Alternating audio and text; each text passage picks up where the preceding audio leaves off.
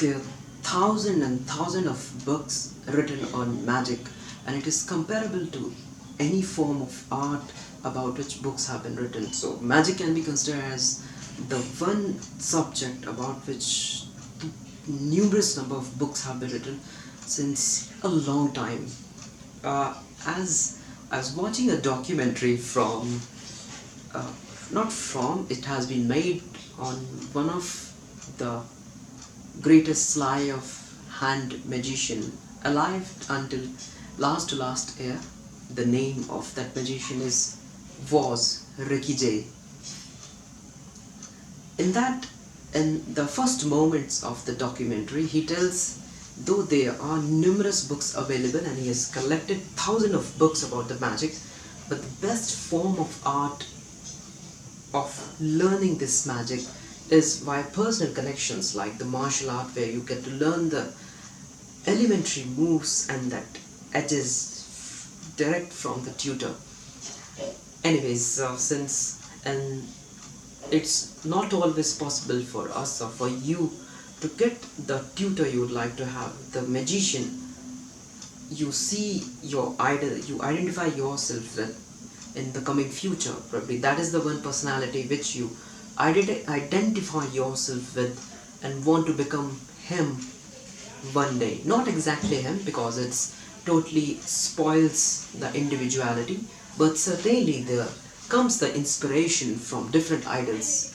It comes from certain paragon, that ideal benchmark, and it always does start with some idea, some style, and eventually, as the things turn out and you polish your performance and remove and add the things which matters the most to you and have strong impact on the audience. Yesterday I was watching a video that was a lecture in the symposium which was held in 1991, and the speaker was none other than one of the greatest magician we had. He's no longer today. His name was Tommy Wonder. He was such a natural presenter that when he used to do, his sense of humor, his presence, the purpose, the connection with the audience, as well as the pieces he selected, seemed all so real, entirely real, that it can be said that he was truly a magician. Magic is not about performing the trick. There's so many things, the elements that a magician plays with the brain of an audience, how you can impact it. Even a simple thing can look so strong, it's so influential. At one point of time, he tells that when you learn something from a book, you need not necessarily just copy or emulate the instruction as given in the book. Just apply your brain and just see what works, what not, what is important, what is not, and by which method you would look the most natural. As in one example, there are one piece is torn from a card, and those three pieces, remaining three quarter of the card, are torn one by one, and then you count the card. There is a slide involved. He says, now there is a problem. The Paul Harris, that was the writer of the book, he also was a magician. He asks you to count those three pieces. Now he says, to count those three pieces, if you're counting, you're an idiot. You can just show, which is much more influential, because seeing is believing. You can do that. Then he says that whatever you do, try to make it related to the audience. It shouldn't come out of surprise and you should say something that doesn't make sense to him. And one of the things he said and had a big impact on me was, when you try to break the ice, the worst way to start a magic is to ask someone if you'd like to see some magic. He may say no, because it sort of puts him into compulsion. He doesn't know about you, whether you're right or wrong, or a fraud, or want to steal some money from him, you're a pickpocket. It might be. All kind of people are found in this world. So better, why don't you make a first impression, though act casually and show something in the process that makes him believe that you're doing something special, something tricky. So this was such a nice way to break the ice and start yourself with something to show up with to the other people, and you let him enter that person interest into your world rather than just going on to him and overlapping his personal is fair.